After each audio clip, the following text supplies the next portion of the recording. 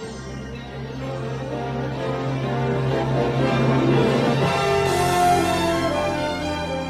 everyone, we are Group 1 from BSP2A, and today we are going to discuss how the human eye works, how the human eye perceives the solar eclipse, the Purkinje effect, Dr. Telepon's research of the limb of the sun color spectrum, and the human eye-brain system. Before I proceed to the main topic, I will give a brief explanations about it. Visual pathway is the responsible for conversion light energy that will interpreted by our brain, so that yung retinal stimuli natin is magta-transfer sa occipital cortex ng ating brain. When we see a solar eclipse, the light will project onto retina because retina will be receive signals sa ating brain para ma-perceive natin yung visual pictures. Kaya mahalaga yung neutral pathway natin kasi siya yung magtatransmit ng information na nakita ng mata natin na pupunta sa retina para yung information na yon is ma-process ng utak natin. But always remember that never look directly at the sun during solar eclipse.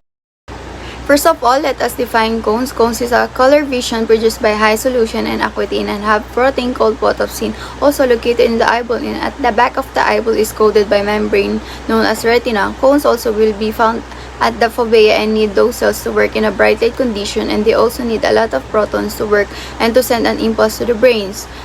This also allows us to detect and find detail and to see color in our vision. There are 3 types of cones such as blue, green, and red. Ito yung different wavelengths na na-absorb ng mata, a bright light vision called photopic. For example, ginagamit ang photopic vision sa bright light condition gaya ng hot air balloon festival or color festival na ginagawa ito in a broad daylight at makikita ang iba't ibang kulay.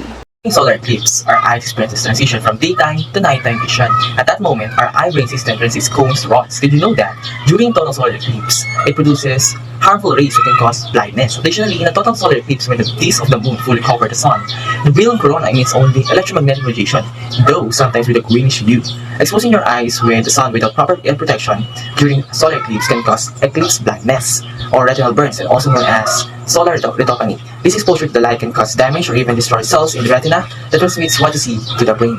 Those cells contain protein that code photopsin in the rods and photopsin in the cones. Furthermore, rods are 1,000 times more sensitive to the light than our cones. As such, their main purpose is to tell your brain, hey, there's light here. In other words, they're good for seeing in the dark, as they are most likely black and white as a result.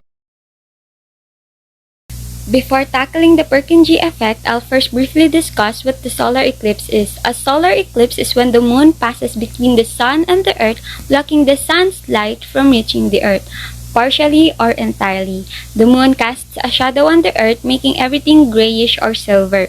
During this, the sun, moon, and earth are in alignment but not totally, which results in the limb of the sun na matatakal po later on the video. This phenomenon has 4 main phases: first contact, second contact, third contact, and yung pinaka-last phase naman is ang fourth contact. Dito nangyayari yung pag-alis ng moon's shadow sa earth. Yung total eclipse naman is when the moon's apparent diameter is larger than the sun's, turning day into darkness. Moving on, we have Miss Baltazar to discuss the Purkinje effect. So, Purkinje effect, that's sometimes called the Purkinje shift or dark adaptation, named after the Czech anatomist John Evangelista Purkinje as he discovered it in 1819. Since Purkinje often meditated at dawn during long walks in the blossom Bohemian fields, he noticed that his favorite flowers appear bright red on a sunny afternoon, while at dawn, they look very dark. He reasoned that the eye has not one but 2 systems adapted to see colors, one for bright overall light intensity and the other for dusk and dawn. The human's eye peak luminance sensitivity exhibits tendency to shift toward the blue end of the color spectrum at low illumination levels. When the intensity dims, the rods take over, and before the color entirely vanishes, it shifts toward the rod's peak sensitivity. This occurs at the transition between the primaries of photophic, the cone base, and scotopic, the rod base. Purkinje effect can be observed totally when there's a solar eclipse. Ang solar eclipse ay magandang sitwasyon para sa ating eye-brain system para gumawa ng slow transition to night vision. Ang mesophic vision, also known as twilight vision, ay isang kombinasyon ng photophic at scotopic vision na nangyayari sa dim o sa hindi kadilimang lugar.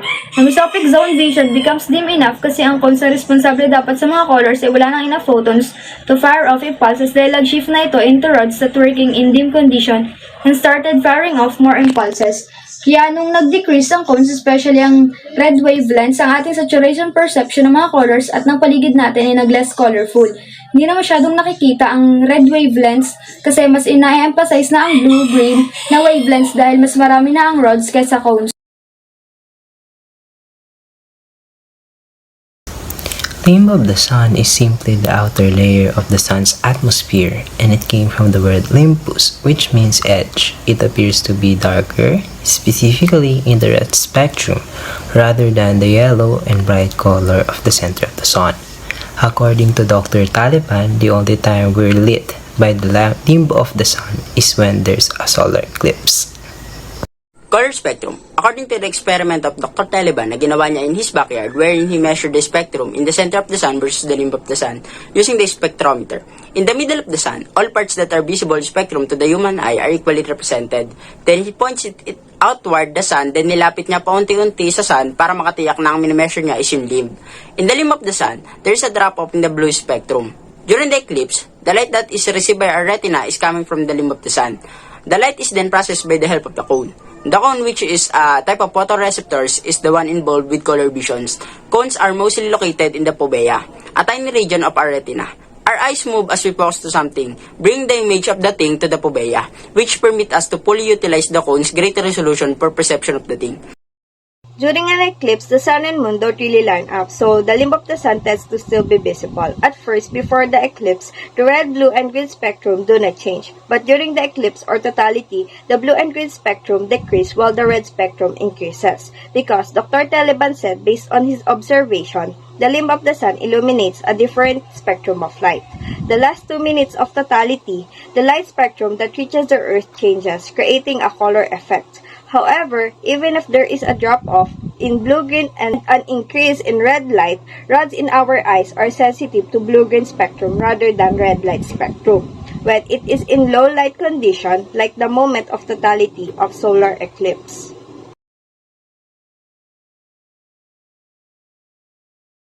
In conclusion, a solar eclipse is not only an astronomical event, but also a great event that shows how wonderful the human eyes is. Dr. Talapan's research shows that kahit na maging controlled variable ang ating environment, mag-aada pa rin ang mga mata natin. Sabi nila, mas better daw ang camera. But in certain situations like the Purkinje effect, our eyes are very unique. Ito ay dahil magkaiba ang pag-process ng color ng camera at ng eye-brain system natin. But both are still sensitive to UV light, kaya huwag kalimutan ng eclipse glasses at UV filters. Going back, cones respond and adjust different color wavelengths all at the same time. And according to the experiment of George Wald, rods are sensitive to shorter wavelengths, blue-green, and insensitive to longer wavelengths, like red. While cameras process red, blue, green light using individual filters para magpantay-pantay yung mga kulay niya. One of the reasons why our eye work like this is probably because of evolutionary traits. The jaw and jewel species with exploded during 419 to 359 million years ago. Photoreceptor cells convert light into neutral signal when exposed to light. Ito ang dalawang type ng photoreceptor at ito ang the rods and cones. The defining elements of vertebrate duplex retina have involved to us. Rod with highly sensitive but cursed chromatic scotopic vision at night, and cones with highly resolved photopic color vision during the day. The evolutionary traits ng cone at rods kung bakit mas marami ang rod kaysa sa cones ay dahil isa sa dahilan, ang rod ang pinaka-low light levels. Ang karamihan sa mga rarest protons ay nakakapture siya at siya din ay responsible for receiving the size, shape, and brightness for visual image kaysa sa cone. At isa pa, they required less function than cone. Work together to make the sense of sight happen. The image that we see are actual light rays reflecting sa object. The solar eclipse is the perfect situation to demonstrate the eye-brain system because of the decreasing of the brightness of light, the eye-brain system adjusting or adapting to the light. The initial response is that you feel dilating or enlarging the area to let more light come in. When the dark adaptation has happened, ito yung pagre-recover ng eye sensitivity sa visual stimuli ng darkness after exposure to bright light. So habang unti-unting humaharang ang buwan sa araw, nagkakaroon ng processing of visual information from the retina through the brain. At unti-unti natin makikita ang Purkinje effect kung saan ang paligid ay nagiging grayish or silver tone. Napaka-importante ng mga mata natin sa pamumuhay. The sense of sight is important because they allow us to connect with our surrounding, keep us safe, and keep maintain the sharpness of our mind. And accident may cause brain damage. Sa occipital lobe, maaaring magkaroon ng problema sa recognition ng mga bagay-bagay na maaaring maglagay sa ispanganin.